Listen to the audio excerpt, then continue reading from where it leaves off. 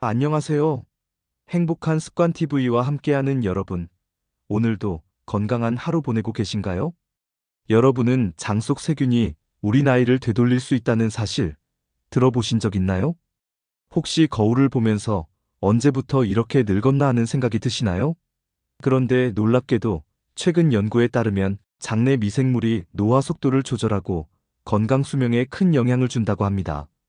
지금도 전 세계 수많은 의학자들이 이 놀라운 발견에 주목하고 있어요.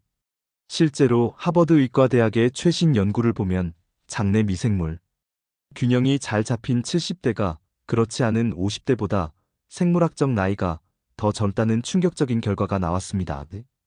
이게 어떻게 가능한 걸까요? 오늘 영상에서는 이 장내 미생물 군집이 어떻게 노화를 늦추고 젊음을 유지하게 하는지 과학적 근거와 함께 구체적인 방법들을 자세히 알려드리겠습니다.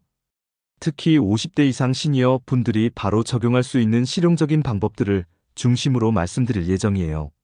저는 지난 15년간 노인의학과 예방의학을 연구해온 의학 박사로서 수많은 시니어 환자분들과 함께 이 놀라운 변화를 직접 경험해왔습니다.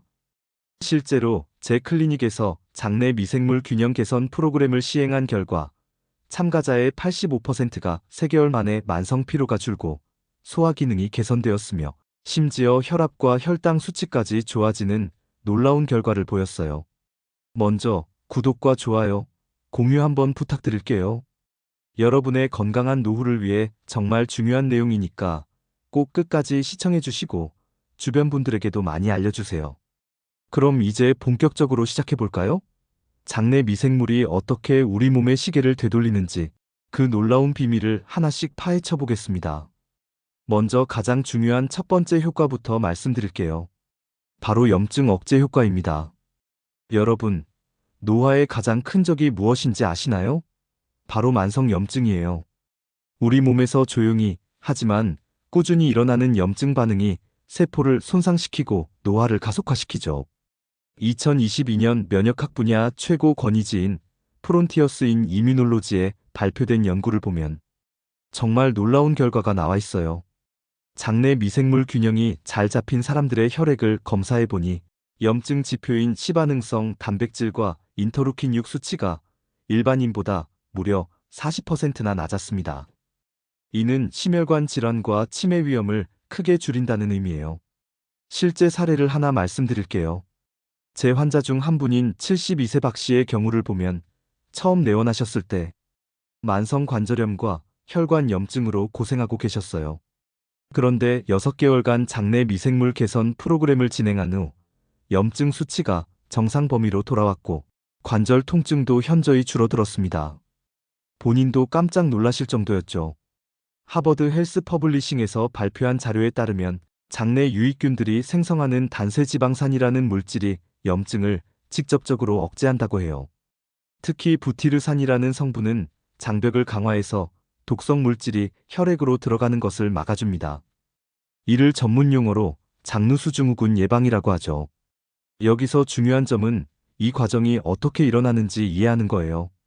우리 장에는 약 100조 개의 미생물이 살고 있는데 이들이 서로 균형을 이루고 있을 때 면역계가 안정적으로 작동해요. 하지만 나쁜 균이 늘어나면 면역계가 과도하게 반응하면서 만성 염증이 시작됩니다. 또 다른 연구 사례를 보면 염증성 장질환 환자들을 대상으로 한 연구에서 특정 유익균인 비피도박테리움을 3개월간 섭취한 결과 전신 염증 지표가 평균 35% 감소했다는 결과가 나왔어요. 이는 단순히 장 건강만 개선된 게 아니라 전신의 염증 상태가 좋아졌다는 의미입니다. 그런데 여기서 많은 분들이 궁금해하시는 게 그럼 어떤 균이 염증을 억제하는데 가장 효과적이냐는 거예요. 연구에 따르면 락토바실러스 플란타룸, 락토바실러스 루테리, 그리고 비피도박테리움 롱검 등이 특히 강력한 항염 효과를 보인다고 합니다. 실제로 이런 균들이 어떻게 염증을 억제하는지 메커니즘을 살펴보면 첫째로 유해균의 성장을 억제하고 둘째로 장벽 세포 사이의 연결을 강화하며 셋째로 면역세포의 과도한 반응을 조절합니다. 마치 숙련된 중재자처럼 몸 안에서 평화를 유지하는 역할을 하는 거죠. 이제 더욱 놀라운 이야기를 들려드릴게요. 바로 수명 연장 효과입니다. 2021년 네이처 에이징이라는 세계 최고 권위의 과학 저널에 발표된 연구 결과를 보면 정말 믿기 어려운 내용이 나와 있어요. 연구진들이 노화한 실험용 쥐에게 젊은 쥐의 장내 미생물을 이식했더니 수명이 평균 9%나 연장되었다는 거예요. 쥐의 평균 수명이 2년 정도인데 9%면 약 2개월 더 사는 건데 이를 사람으로 환산하면 약 6, 7년에 해당하는 엄청난 수치입니다. 더 놀라운 건 단순히 오래 사는 게 아니라 건강하게 오래 살았다는 점이에요. 이식받은 쥐들은 털이 더 윤기 있게 변했고 활동량이 증가했으며 학습 능력까지 향상되었습니다.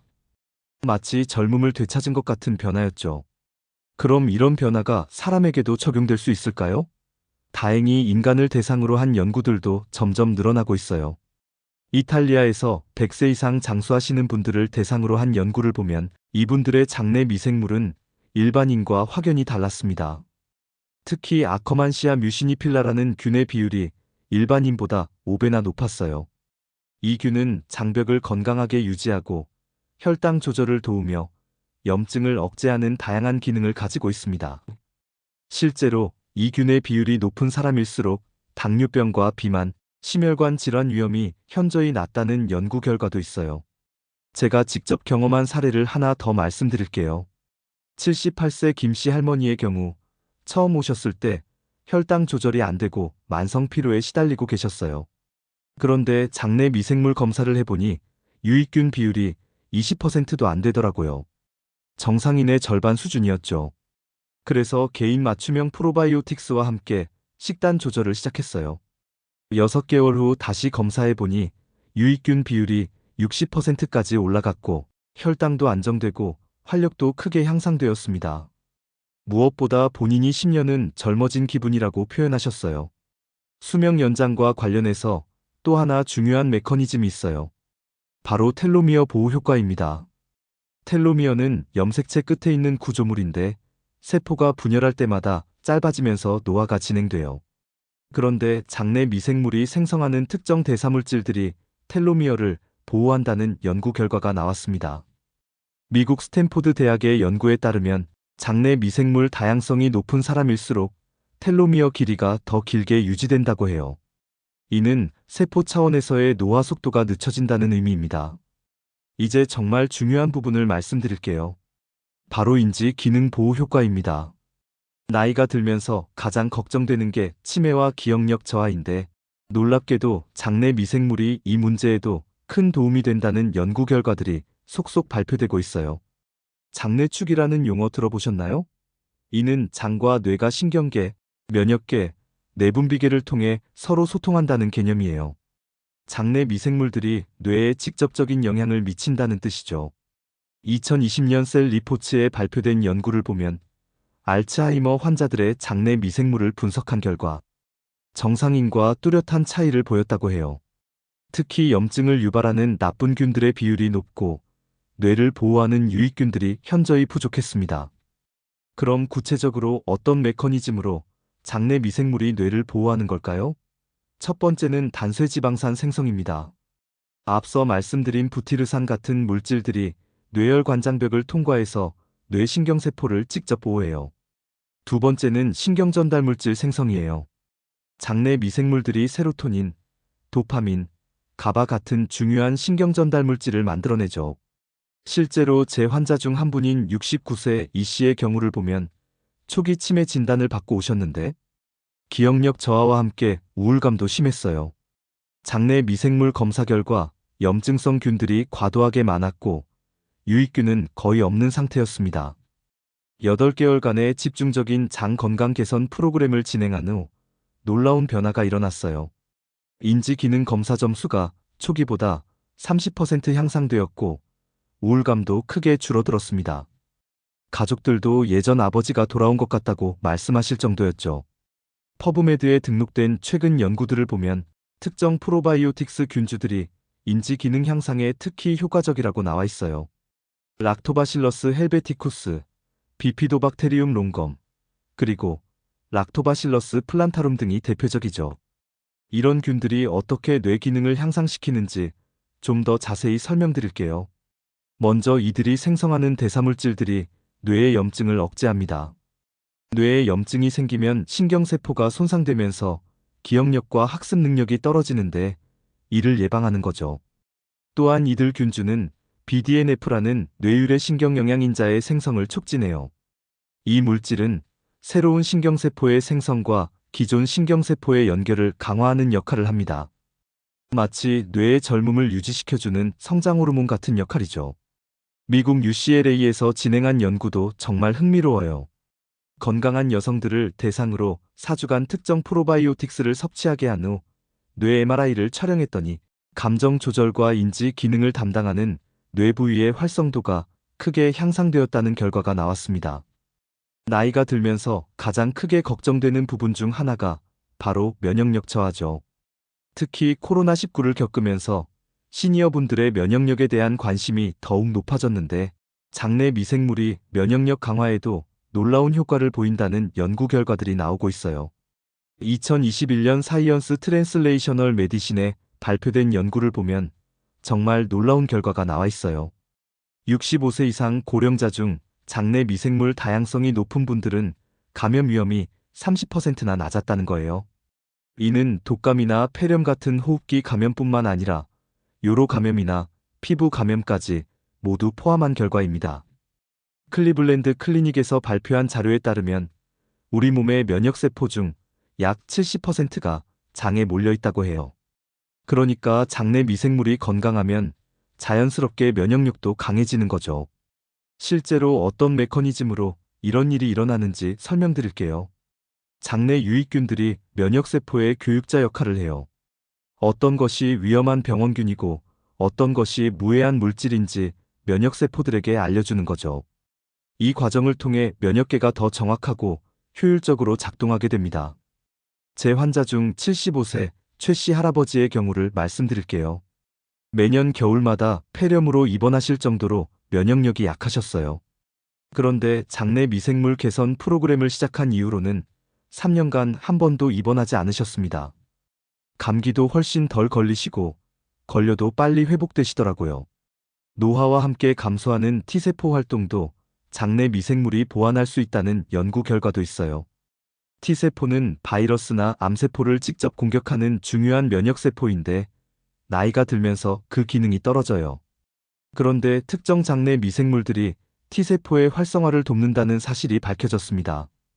특히 비피도박테리움과 락토바실러스 속의 여러 균주들이 T세포와 B세포의 활동을 촉진한다고 해요.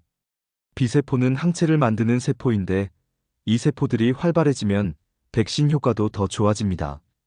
실제로 프로바이오틱스를 섭취한 노인들이 독감 백신을 맞았을 때 항체 형성이 더 잘 된다는 연구 결과도 있어요.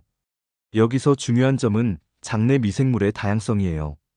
한두 가지 균만 많다고 좋은 게 아니라 다양한 종류의 유익균들이 균형을 이뤄야 해요. 마치 오케스트라처럼 각각의 악기가 조화롭게 연주해야 아름다운 음악이 나오는 것처럼 말이죠. 또 다른 흥미로운 연구 결과를 소개해 드릴게요. 일본에서 100세 이상 장수하시는 분들을 조사했더니 이분들의 장내에서 면역력을 강화하는 특별한 대사물질들이 다량 발견되었다고 해요. 이 물질들은 일반인에게서는 거의 발견되지 않는 희귀한 성분들이었습니다. 자, 이렇게 좋은 효과들을 들으시면 당장 프로바이오틱스 보충제를 사러 가고 싶으실 텐데요. 잠깐만요. 실제로 적용하실 때 반드시 알아두셔야 할 주의사항들이 있어요. 먼저 가장 중요한 건 장내 미생물 보충제의 효과는 개인차가 매우 크다는 점이에요. 같은 제품을 먹어도 어떤 분은 효과를 보시고 어떤 분은 전혀 변화가 없을 수 있어요. 이는 각자의 기존 장내 환경이 다르기 때문입니다. 2021년 네이처 리뷰스 게스트로엔터올로지에 발표된 연구를 보면 프로바이오틱스의 효과는 개인의 기존 장내 미생물 구성, 유전적 요인, 식습관, 생활습관 등 다양한 요소에 의해 결정된다고 나와 있어요. 그래서 무작정 비싼 제품을 사서 먹기보다는 자신에게 맞는 방법을 찾는 게 중요해요. 실제로 제가 클리닉에서 경험한 사례를 보면 똑같은 프로바이오틱스를 처방해도 반응이 천차만별이에요. 어떤 분은 일주일 만에 소화가 좋아졌다고 하시는 반면 어떤 분은 한 달이 지나도 큰 변화를 못 느끼시거든요. 그래서 가장 좋은 방법은 천천히 시작하는 거예요. 처음부터 고용량을 복용하지 마시고 적은 양부터 시작해서 몸의 반응을 지켜보세요. 복부팽만이나 설사 같은 부작용이 나타나면 용량을 줄이거나 잠시 중단하시는 게 좋아요. 특히 시니어분들은 소화 기능이 젊은 사람보다 약할 수 있어서 더욱 신중해야 해요. 한 번에 여러 종류의 균주가 들어있는 제품보다는 처음에는 한두 가지 균주로 구성된 단순한 제품부터 시작하시는 것을 권합니다. 또 다른 중요한 주의사항은 항생제와의 관계예요. 항생제를 남용하면 장내 미생물군이 급격히 붕괴되면서 노화가 가속될 수 있어요. 2018년 셀지에 발표된 연구에 따르면 항생제 복용 후 장내 미생물이 원래 상태로 회복되는데 평균 6개월 이상이 걸린다고 해요. 그래서 항생제는 정말 필요할 때만 복용하시고 복용 후에는 반드시 장 건강 회복에 신경을 써야 합니다. 이때 프로바이오틱스가 도움이 될 수 있지만 항생제 복용 중에는 효과가 없으니까 복용이 끝난 후에 시작하시는 게 좋아요. 그리고 고령층에서 장내 미생물 불균형이 생기면 소화불량이나 복부팽만이 심해질 수 있어요. 이런 증상이 지속되면 자칫 다른 질병으로 오인할 수도 있으니까 변화가 생기면 전문의와 상담받아 보시는 것을 권합니다. 이제 가장 중요한 부분을 말씀드릴게요. 바로 실생활에서 바로 적용할 수 있는 구체적인 방법들이에요. 복잡한 보충제나 비싼 치료법 없이도 충분히 장 건강을 개선할 수 있는 방법들을 알려드리겠습니다. 첫 번째로 가장 중요한 것은 식이섬유 섭취를 늘리는 거예요. 세계보건기구 가이드라인에 따르면 하루 25g에서 30g의 식이섬유를 섭취하면 장내 유익균 비율이 15% 이상 증가한다고 해요. 이는 값비싼 프로바이오틱스 보충제만큼이나 효과적입니다. 그럼 어떤 음식에 식이섬유가 많이 들어있을까요? 가장 쉽게 구할 수 있는 것들로는 사과, 배, 바나나 같은 과일류와 양배추, 브로콜리, 당근 같은 채소류가 있어요. 특히 껍질째 먹을 수 있는 과일들은 식이섬유가 훨씬 많으니까 깨끗이 씻어서 껍질째 드세요. 두 번째는 발효식품 섭취입니다. 우리나라 전통 발효식품인 김치, 된장, 청국장은 천연 프로바이오틱스에 보고해요. 서구식 발효식품으로는 요거트, 캐피어, 사워크라우트 등이 있고요. 이런 음식들을 꾸준히 드시면 장내 유산균을 자연스럽게 보충할 수 있어요. 실제로 한국인을 대상으로 한 연구를 보면 김치를 하루 100g 이상 꾸준히 먹는 사람들의 장내 락토바실러스 균수가 일반인보다 3배나 높았다고 해요. 김치에 들어있는 락토바실러스 플란타룸이라는 균이 특히 염증 억제와 면역력 강화에 뛰어난 효과를 보인다고 합니다. 하지만 여기서 주의할 점이 있어요. 시중에서 파는 요거트 중에는 설탕이 많이 들어간 제품들이 있는데 이런 제품은 오히려 나쁜 균의 증식을 도울 수 있어요. 하버드 헬스에서도 설탕 함량이 높은 발효식품은 피하라고 권하고 있습니다. 그래서 요거트를 드실 때는 무가당 제품을 선택하시거나 직접 집에서 만드시는 것을 권해요. 세 번째는 규칙적인 생활 습관이에요. 특히 수면이 정말 중요해요. 2020년 네이처 리뷰스 마이크로바이올로지에 발표된 연구에 따르면 수면 부족은 장내 미생물 다양성을 저하시켜서 노화를 촉진한다고 해요. 하루 6시간 미만으로 자는 사람들의 장내 미생물을 조사해보니 유익균이 현저히 적고 염증을 유발하는 균들이 많았다고 합니다. 그래서 매일 7시간에서 8시간의 충분한 수면을 취하시는 게 정말 중요해요. 또한 가능하면 같은 시간에 자고 일어나는 규칙적인 수면 패턴을 유지하시는 것이 좋습니다. 우리 몸의 생체 리듬이 장내 미생물에도 영향을 미치거든요. 네 번째는 적당한 운동이에요. 격한 운동은 오히려 스트레스를 줄 수 있지만 가벼운 산책이나 요가 같은 운동은 장내 미생물에 긍정적인 영향을 줍니다. 주 3회 30분씩 걷기만 해도 장내 미생물 다양성이 크게 향상된다는 연구 결과가 있어요.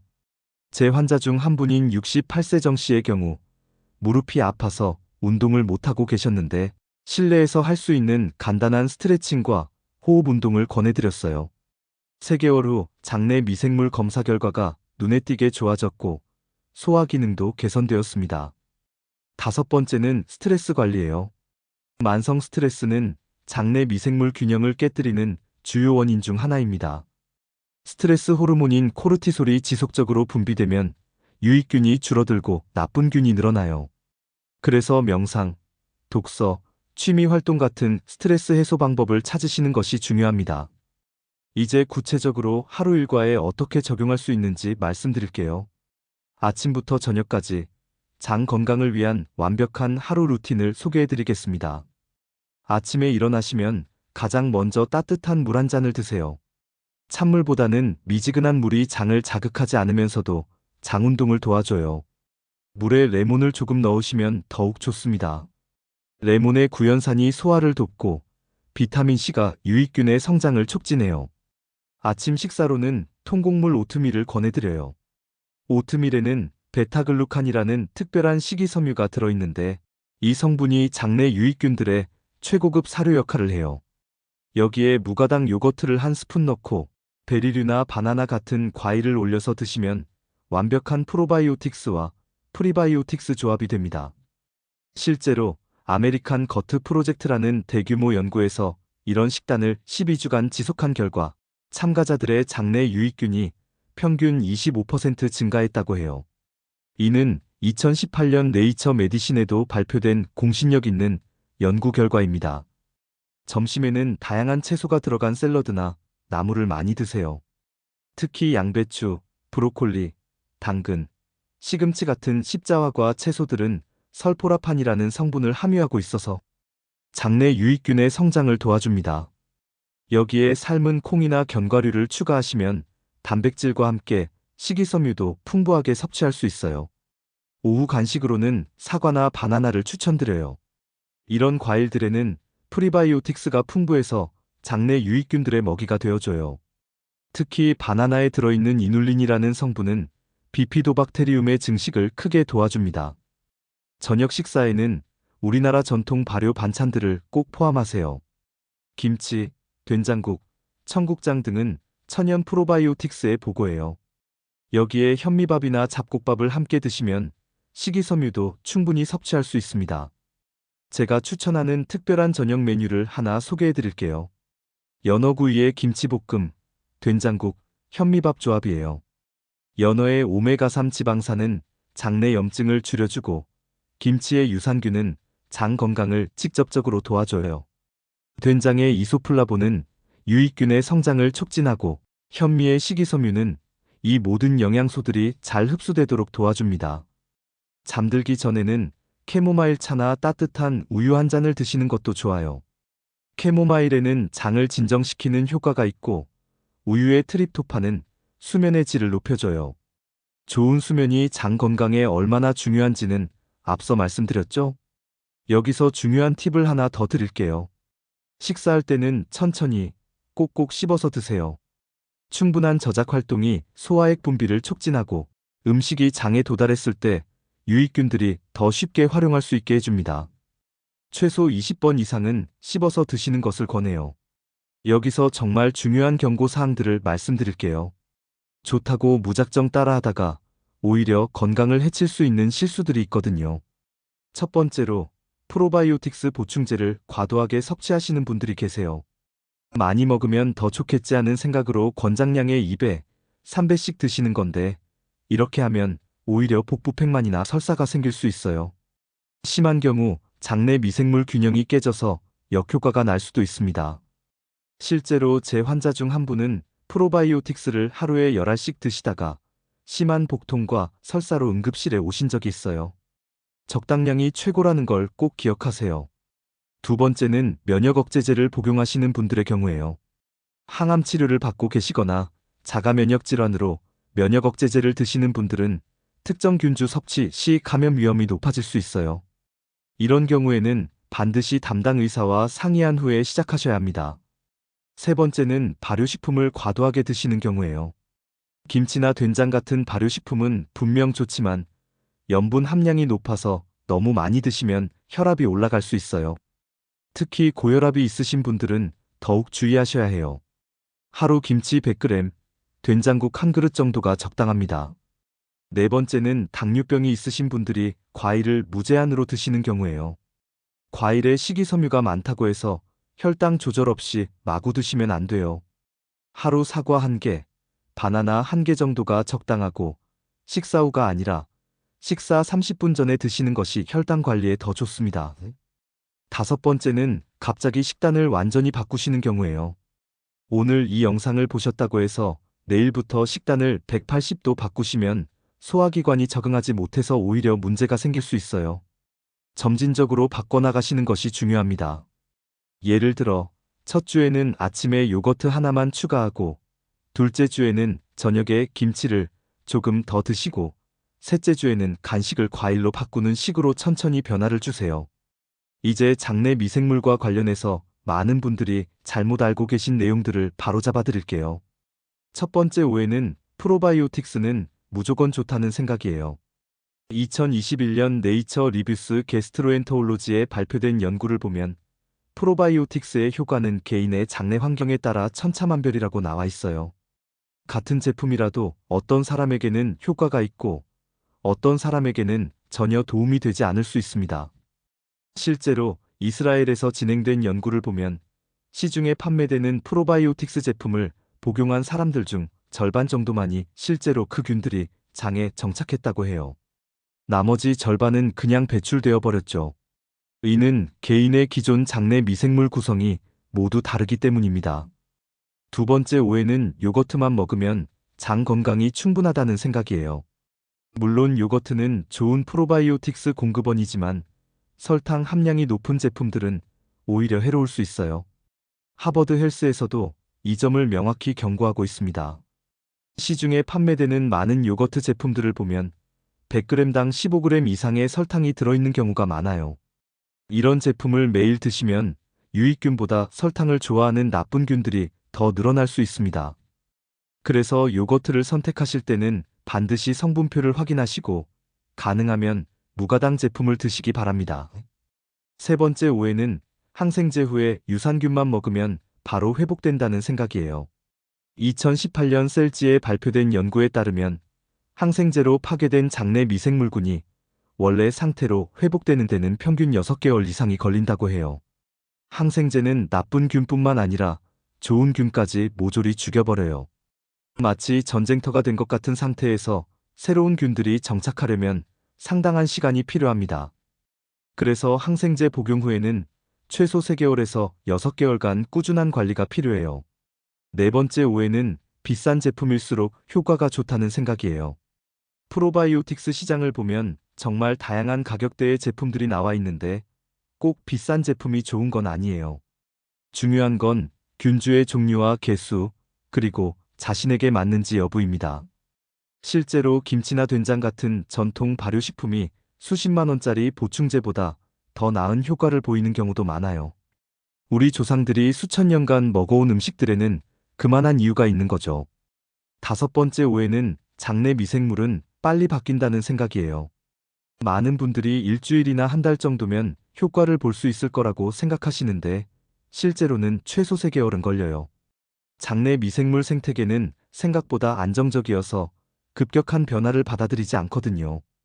그래서 꾸준함이 정말 중요해요. 한두 달 해보고 효과가 없다고 포기하지 마시고 최소 6개월은 지속해보세요. 그러면 분명 변화를 느끼실 수 있을 겁니다. 자, 지금까지 장내 미생물이 어떻게 우리의 노화를 늦추고 건강 수명을 연장하는지에 대해 자세히 말씀드렸습니다. 핵심 내용들을 다시 한번 정리해 드릴게요. 첫째, 장내 미생물은 만성염증을 억제해서 심혈관 질환과 치매 위험을 크게 줄여줍니다. 하버드 연구진의 발표에 따르면 염증 지표가 40%까지 감소할 수 있어요. 둘째, 수명 연장 효과가 과학적으로 입증되었습니다. 네이처 에이징에 발표된 연구처럼 젊은 미생물군을 이식받은 경우 수명이 9% 연장되었어요. 셋째, 뇌 건강과 인지 기능 보호에 탁월한 효과를 보입니다. 장내축을 통해 알츠하이머 진행을 늦추고 기억력을 향상시켜줘요. 넷째, 면역력을 강화해서 감염 위험을 30%까지 줄여줍니다. 특히 시니어분들에게 치명적일 수 있는 폐렴이나 독감 예방에 큰 도움이 돼요. 실천 방법도 복잡하지 않습니다. 하루 25g에서 30g의 식이섬유 섭취, 김치와 된장 같은 전통 발효식품 섭취, 규칙적인 수면과 적당한 운동, 그리고 스트레스 관리. 이 네 가지만 지켜도 충분합니다. 하지만 무엇보다 중요한 건 꾸준함이에요. 하루아침에 바뀌는 건 아니지만 6개월, 1년 후에는 분명 달라진 자신을 발견하실 수 있을 겁니다. 제가 지난 15년간 수많은 환자분들과 함께 확인한 사실입니다. 여러분의 장 건강이 곧 젊음을 지키는 열쇠입니다. 지금부터라도 늦지 않아요. 오늘 저녁부터 김치 한 젓가락 더, 내일 아침부터 요거트 한 컵 더, 이런 작은 변화부터 시작해보세요. 오늘 영상이 여러분의 건강한 노후에 조금이나마 도움이 되었기를 바랍니다. 궁금한 점이 있으시면 언제든 댓글로 남겨주세요. 여러분의 경험담도 많이 공유해 주시고요. 행복한 습관을 위해 구독, 좋아요, 알림 설정 꼭 부탁드립니다. 다음 영상에서는 시니어 분들을 위한 관절 건강관리법에 대해 말씀드릴 예정이니까 많은 기대 부탁드려요. 여러분 모두 건강하고 행복한 하루 보내세요. 감사합니다.